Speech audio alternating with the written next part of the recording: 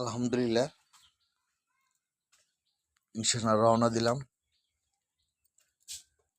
এখন চৌরাস্তা যাব, একটা মোটরসাইকেল কিনবো দেখার জন্য। দেখি ইনশাল্লাহ, আশা করি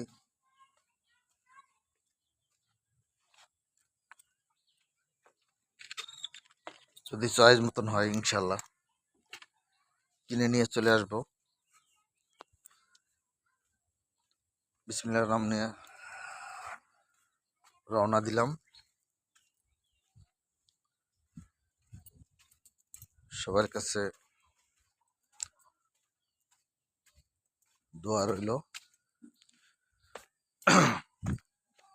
জানি সুন্দর ভালো দেখে একটা মোটরসাইকেল কিনতে পারি এবং